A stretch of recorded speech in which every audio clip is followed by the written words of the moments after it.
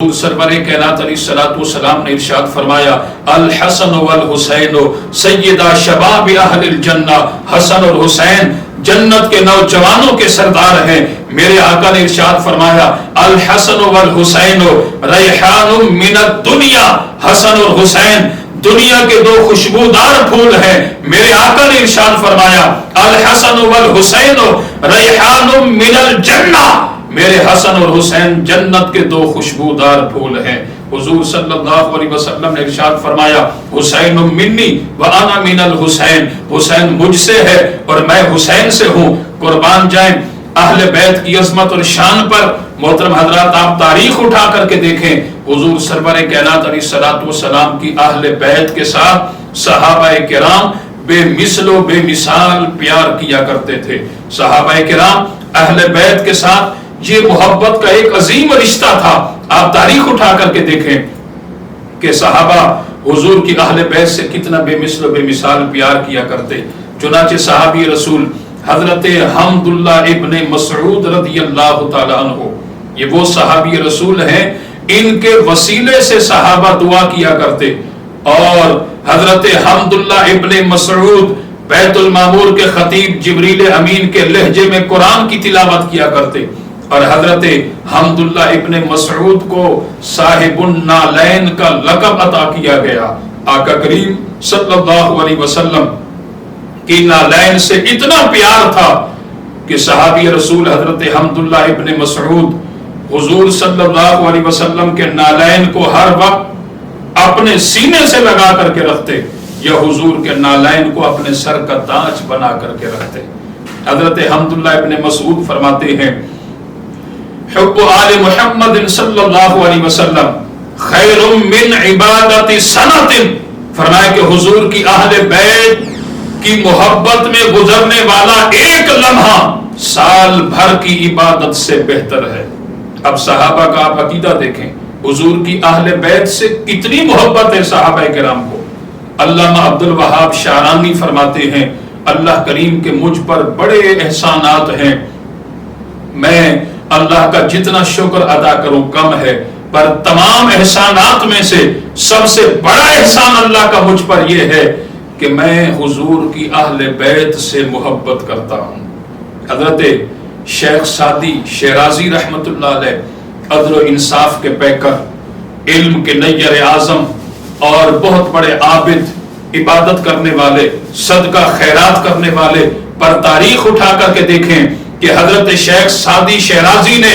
کبھی اپنے علم پر ناز اور فخر نہیں کیا، اپنے عدل و انصاف پر ناز اور فخر نہیں کیا۔ شیخ سعدی رحمت اللہ علیہ نے کبھی اپنی عبادت قیام رکوع سجود پر ناز اور فخر نہیں کیا، اپنے صدقے اور خیرات پر ناز اور فخر نہیں کیا، بلکہ اللہ کریم کی بارگاہ میں شیخ سعدی شیرازی دعا کرتے ہیں الہی بحق بنی فاطمہ کہ بر قول ایما کنی خاتمہ، اگر دعوتم رد کنی ور قبول منو دست دامان آل رسول۔ یا الہ العالمین میں تیری بارگاہ میں یہ التجا کرتا ہوں کہ میرا خاتمہ ایمان پر فرمانا، اگرچہ میری یہ دعا تیری بارگاہ میں قبول نہ ہوئی، قیامت کے دن میں اولاد فاطمہ کا دامن تھام کے تیری بارگاہ میں حاضر ہو جاؤں گا۔ قربان جائیں شیخ سعدی شیرازی کی عظمت اور شان پر کہ آپ فرماتے ہیں کہ مجھے اگرچہ ناز اور فخر ہے تو وہ حضور کی اہل بیت کی محبت پر ناز اور فخر ہے۔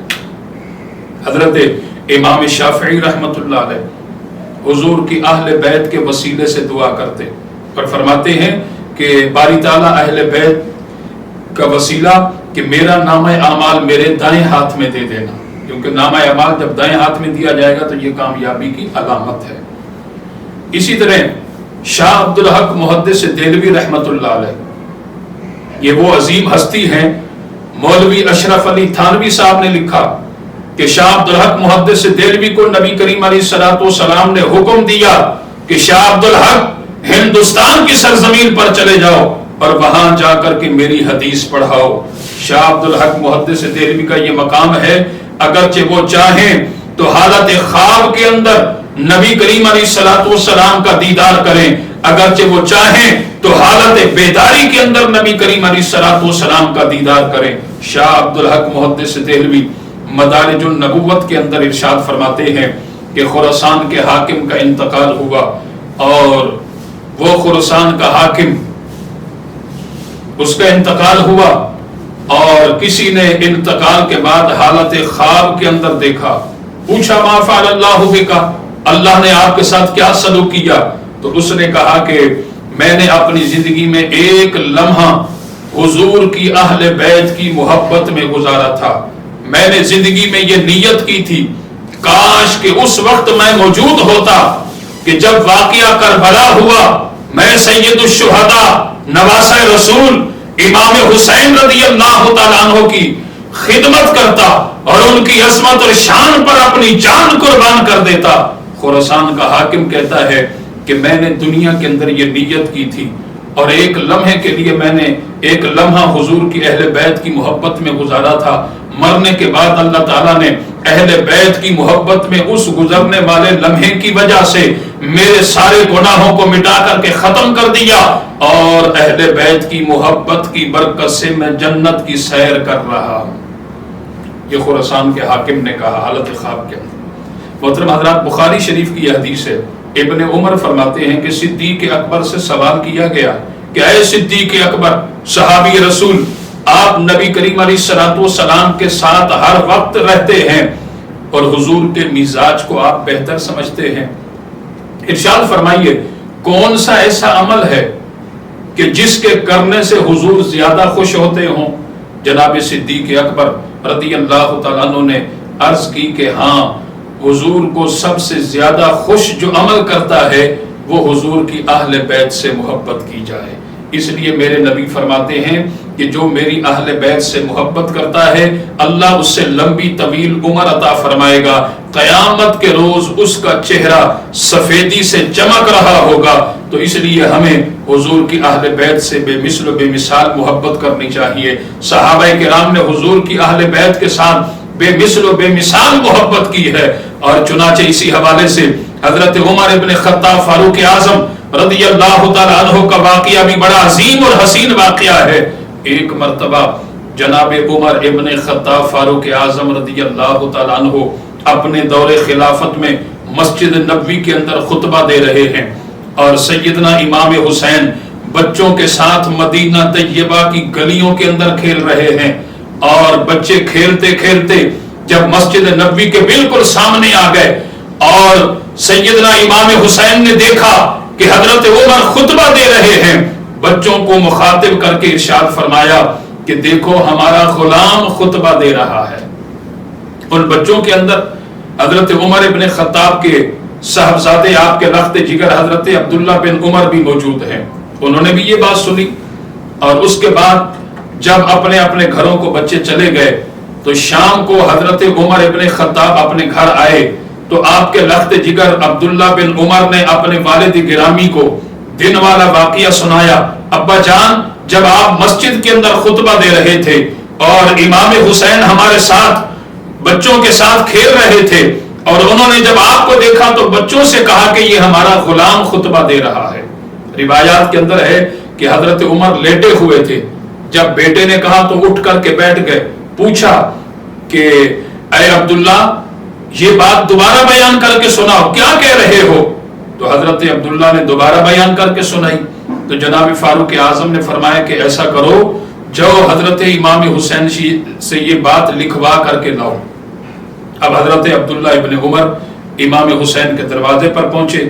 اور حضرت امام حسین کی خدمت عالیہ میں عرض کی کہ آپ نے جو دن میں کہا تھا میرے ابا جان کے بارے میں کہ وہ ہمارے غلام ہیں، میرے ابا جان نے کہا کہ یہ بات آپ کاغذ پر لکھ کر کے دو۔ حضرت امام حسین نے کاغذ اور قلم اٹھایا، اس پر لکھا عمر بن خطاب ہمارا غلام ہے، فقط حسین بن علی المرتضی،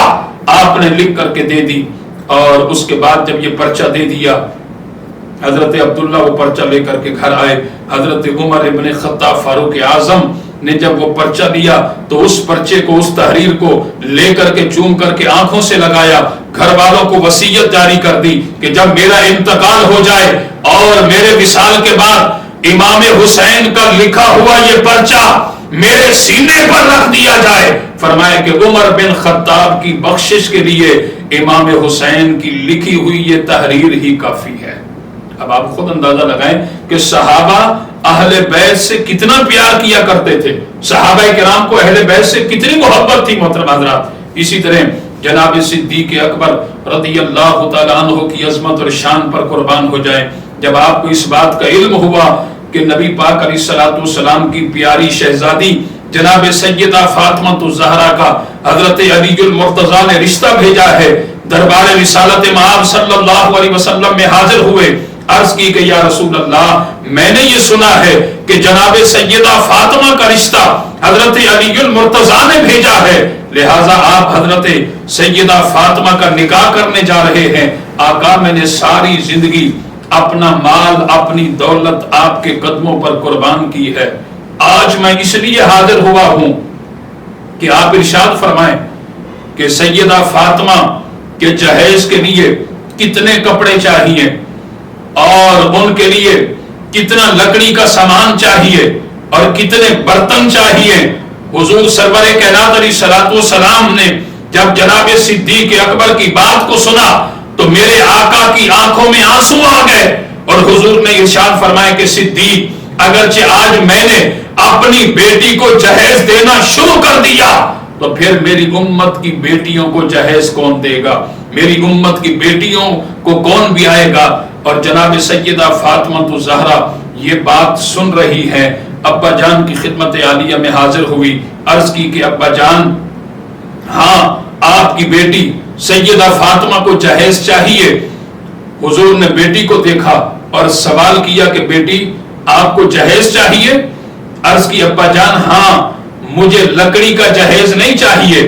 مجھے کپڑے کا جہیز نہیں چاہیے، مجھے برتن کا جہیز نہیں چاہیے، مجھے سونے اور چاندی کا جہیز نہیں چاہیے۔ ابا جان میں اس جہیز کا سوال کر رہی ہوں، قیامت تک کوئی بیٹی اپنے باپ سے اس جہیز کا سوال نہیں کرے گی۔ میرے نبی نے ارشاد فرمایا بیٹی کہو۔ عرض کی ابا جان میں آپ کی خدمت عالیہ میں اس جہیز کا سوال کر رہی ہوں کہ قیامت کا دن ہوگا جب آپ حشر کے میدان میں اپنی رحمت والی چادر بچھائیں گے، امت کی کامیابی امت کی بخشش کے لیے دعا کریں گے، اللہ کی بارگاہ میں آپ میرے لیے یہ منظور کروا لیں کہ جب آپ قیامت کے روز حشر کے میدان میں رحمت کی چادر بچھا کر اللہ کی بارگاہ میں دعا کریں گے، ابا جان اس وقت میں آپ کے ساتھ کھڑی ہوں گی،